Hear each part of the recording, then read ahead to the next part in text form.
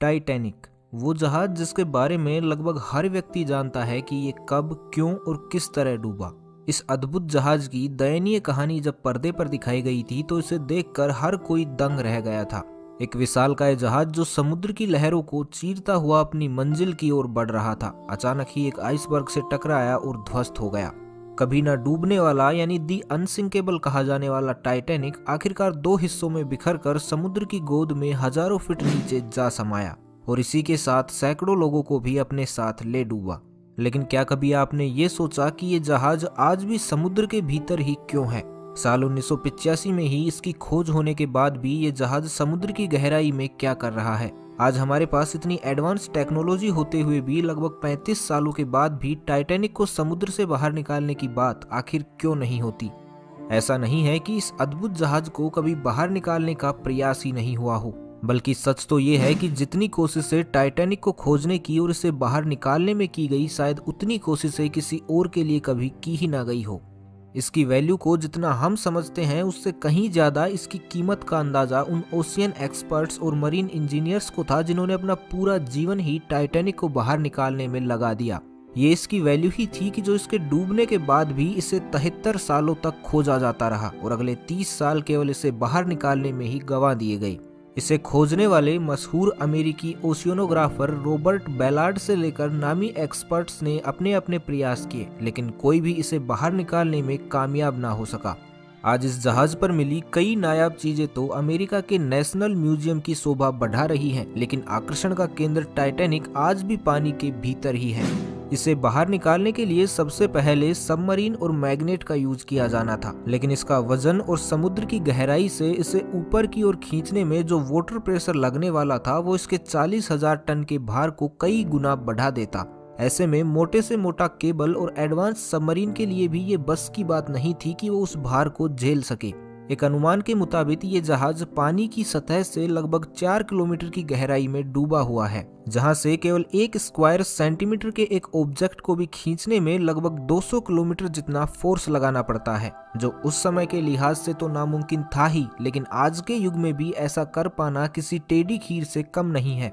यही कारण था कि 21वीं सदी केवल इसे बाहर निकालने की सोच में ही पार हो गई। अब सब्र का बांध इस कदर टूट चुका था कि एक्सपर्ट्स ऐसी सलाहों पर भी गौर करने लगे थे जो वास्तव में तो बाद में फेल होती, लेकिन पहले तो उन्हें सुनकर ही किसी की भी हंसी छूट जाए। कुछ ओशियन एक्सपर्ट्स का ये मानना था कि वे टाइटैनिक को हीलियम से भरे गुब्बारों के द्वारा ही बाहर खींच सकते हैं, जो एक हॉट एयर बैलून की तरह काम करेगा। हजारों की संख्या में ऐसे गुब्बारों को अगर जहाज से बांध दिया जाए तो इनकी मदद से जहाज को आसानी से पानी की सतह पर लाया जा सकता था, लेकिन कोई भी ये नहीं बता पाया कि ये बैलून अंडर वाटर प्रेशर को कैसे झेलेंगे। इसी तरह का एक बचकाना सुझाव ये भी रहा कि हम इसे पिंग पोंग बॉल्स की मदद से बाहर ला सकते हैं, लेकिन सवाल फिर वहीं आकर खड़ा हो गया कि क्या ये बॉल्स अंडर वाटर प्रेशर को झेल सकेंगी, जिसका सीधा और सटीक जवाब था नहीं।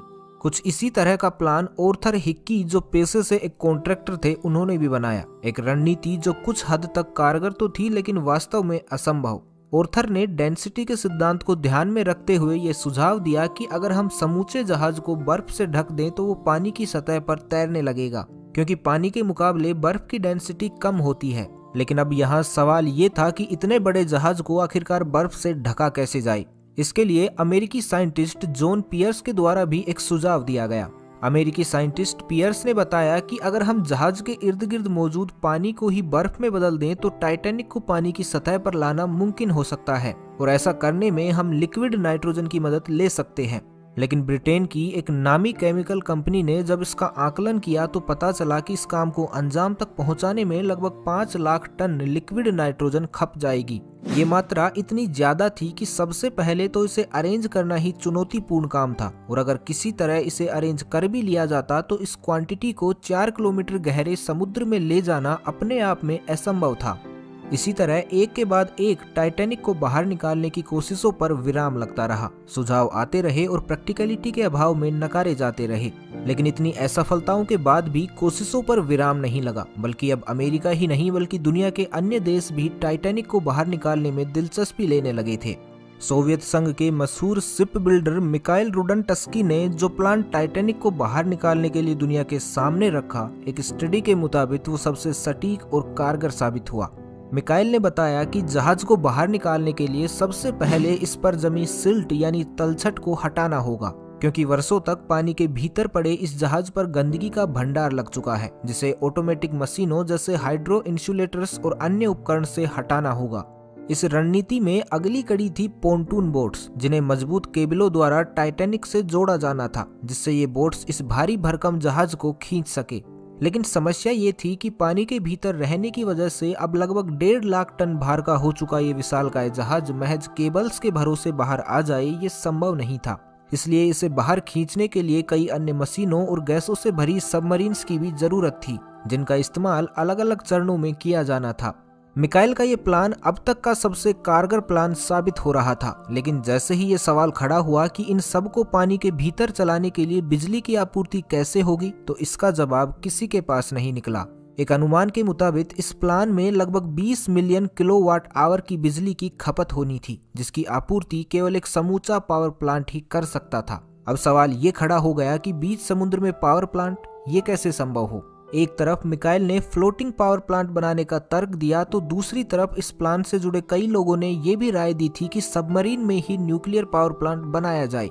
लेकिन जब इन सभी चीजों की कॉस्टिंग का आकलन किया गया तो इस प्रोजेक्ट को भी आखिरकार ठंडे बस्ते में डाल दिया गया, क्योंकि जितनी लागत और जोखिम टाइटैनिक को निकालने में आ रही थी, उस लागत को वसूलने में वर्षों का समय बीत जाता। ऐसे में कोई भी अक्लमंद इंसान ऐसा सौदा करने से बचेगा, जो आखिरकार हुआ भी। दोस्तों, ऐसी नाकाम कोशिशें ही वो कारण है जो आज 35 सालों के बाद भी टाइटैनिक समुद्र के गर्भ में ही है। इसे निकाला नहीं जा सका और शायद अब निकाला जाए भी नहीं, और कुछ सालों बाद शायद ये जहाज समुद्र के नीचे भी ना रहे, क्योंकि लगभग 100 सालों से डूबा हुआ ये जहाज अब अपने आखिरी चरणों में पहुंच चुका है। इस पर मौजूद बैक्टीरिया अगले कुछ ही सालों में इसे पूरी तरह चट कर जाएंगे। वहीं दूसरी ओर यूनेस्को ने भी इसे अंडर वाटर हेरिटेज का दर्जा देते हुए संरक्षित कर दिया है, जो ताबूत में आखिरी कील जैसा प्रमाण है कि अब टाइटैनिक कभी भी समुद्र के बाहर नहीं आ पाएगा।